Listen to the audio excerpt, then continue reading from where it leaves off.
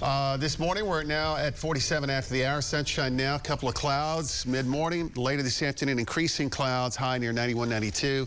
Outside of any storm system, relatively light winds. Tropical storm Brett, a quick update on the Atlantic hurricane season. It is off to a pretty fast start here. Lesser Antilles, watches and warnings for tropical storm. It'll stay south of Cuba, the Dominican Republic. It kind of weakens, should fall apart early next week. Right behind it, this morning, a new tropical depression. Tropical Depression 4. This is going to be Tropical Storm Cindy soon. It goes into the northern latitudes of the Atlantic, north of Puerto Rico, the Dominican Republic by Tuesday and Wednesday, encountering shear. That should also weaken. Temperatures first very quickly.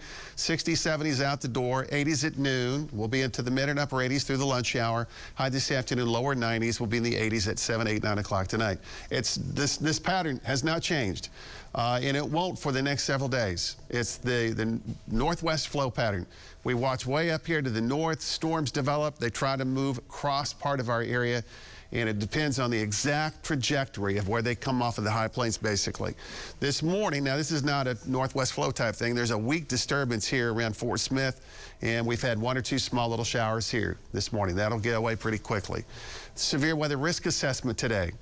The risk for more significant types of storms, unfortunately, again in the Panhandle. Matador, Texas, hammered with a tornado yesterday. That's a little bit to the west-northwest of Lubbock. The Friday severe weather risk assessment, again, mostly west, doesn't exempt us from seeing showers and storms, but organized severe weather would stay west. This is really what we're tracking this morning. Here you go. We're way up in Colorado. So we're going to track where this complex starts to turn, all right? So it's moving east now, but it's going to start to turn soon, and it will have a chance to dive down. Is it going to dive down through the Panhandle? Will it dive down through northwestern Oklahoma?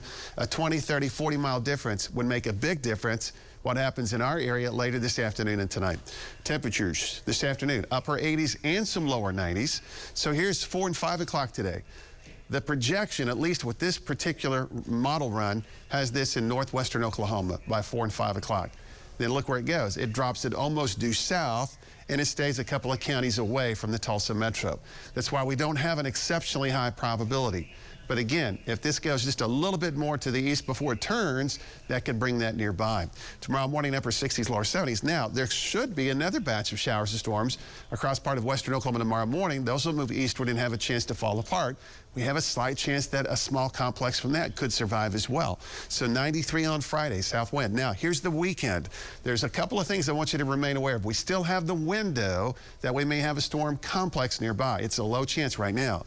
But 97 Saturday, the heat index at 108. But also take note right here. South winds look like they're going to pick up. South winds at 20, a few gusts near 30.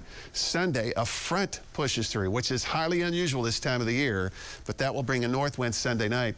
It'll knock the temperature down briefly on Monday, not much. Triple digits Tuesday, Wednesday, Thursday, Friday of next week. It's going to get hot.